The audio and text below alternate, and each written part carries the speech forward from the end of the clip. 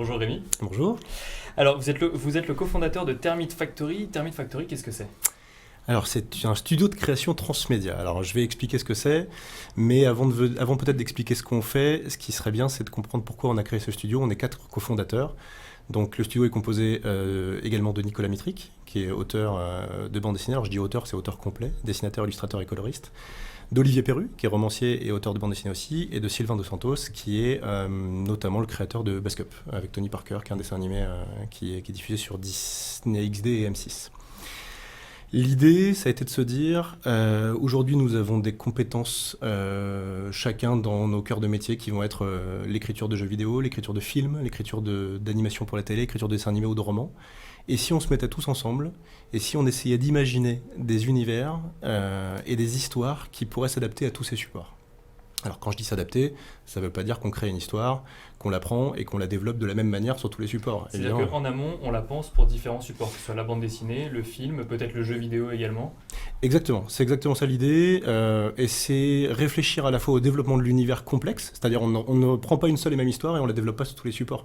On va prendre un personnage ou un univers et on va le développer sur les supports en fonction des utilisateurs, de la technologie utilisée éventuellement. Sur une tablette, on va éventuellement générer de l'interactivité, ce qui va y avoir moins dans un roman ou dans une bande dessinée, mais on sait aussi que sur une tablette ou sur un roman adulte, on va toucher plutôt des ados, des adultes, mais que les enfants vont plutôt les avoir, pouvoir les capter avec le dessin animé. Donc on essaye aussi de faire grandir nos univers et nos personnages en fonction de l'âge potentiel des spectateurs qui peuvent s'intéresser à cette histoire. Donc on n'est plus en fait dans la franchise du livre qui est ensuite adapté en film, on est en fait dans une création vraiment en amont. C'est ça.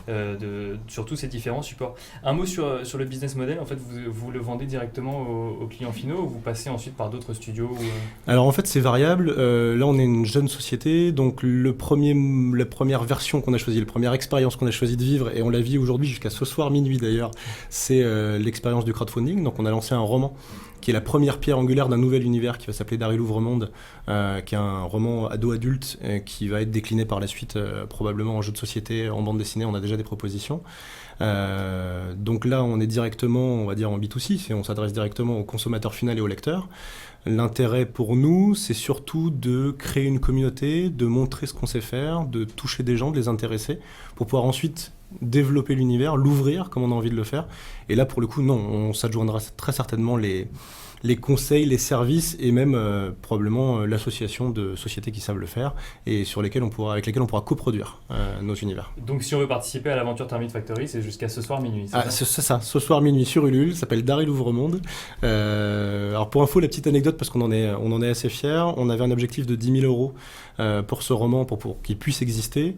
On avait une campagne qui durait 25 jours. On a rempli le contrat en 13 minutes et 20 secondes. Ce qui veut dire qu'on a décroché le record d'Europe du financement participatif le plus rapide.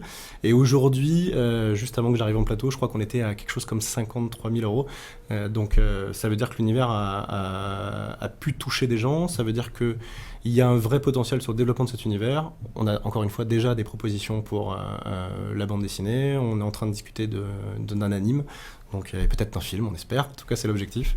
Donc voilà, il y a plein de choses comme ça qui sont en train de se débloquer. Alors moi, il y a quand même quelque chose qui me frappe, c'est que vous déclinez effectivement sur différents supports, et notamment le jeu de société. Donc ça veut dire que finalement, le numérique n'a pas tout chamboulé sur son passage et qu'on peut toujours vivre des expériences dans le physique. Oui, bien sûr, évidemment, heureusement, il y a une énorme communauté de joueurs. Et si on prend, alors je reprends le financement participatif, c'est pas notre seul business model, hein, on travaille aussi directement avec des chaînes de télé, mais l'idée, c'est si on se penche un petit peu sur la manière dont ça fonctionne, notamment Kickstarter aux États-Unis, on va se rendre compte qu'aujourd'hui, les plus gros Kickstarter levés aux États-Unis, à part pour du financement de films et encore, ce sont quasiment exclusivement des jeux de plateau ou des jeux de société.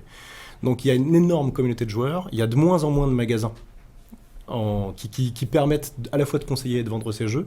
Donc finalement, le numérique a un rôle à jouer, mais uniquement dans le sens de plateforme. C'est-à-dire qu'on va devoir aller sur Internet pour éventuellement s'intéresser à un jeu et prendre le risque de le commander et de voir ce que ça va donner.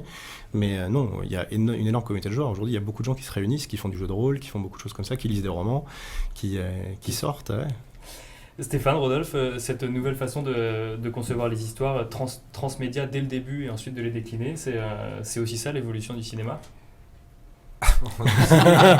Si on regarde le merchandising qui peut exister, il y a une forme aussi d'ancrage dans la vie réelle. Dans les cas des moins moches et méchants, c'est monstrueux. Tu peux les retrouver, c'est des gâteaux, des trucs dans le monde entier, des objets, des brosses à dents, que sais-je, des jeux vidéo, des jeux sur iPhone. Oui, bien sûr, l'idée de travailler à 360 dans tous les cas de figure est quelque chose de très à la mode. Mais encore une fois, ça fait un petit moment déjà que les choses doivent fonctionner comme ça.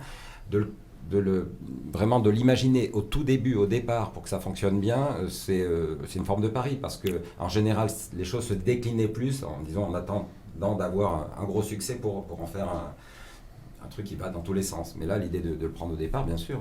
C'est précisément la raison pour laquelle on a monté la boîte. Pardon, c'était juste c'était le côté liberté. C'est-à-dire, on prend le risque, nous, de le faire, mais on assume les risques qui vont avec et on tente l'aventure. Et on n'est pas soumis ou contraint à la volonté ou à la pression de la personne qui possède les droits avec nous, comme c'est le cas d'un éditeur classique. Voilà. Donc c'était la démarche. Ouais. Puis en plus, alors on est vraiment au début du transmédia.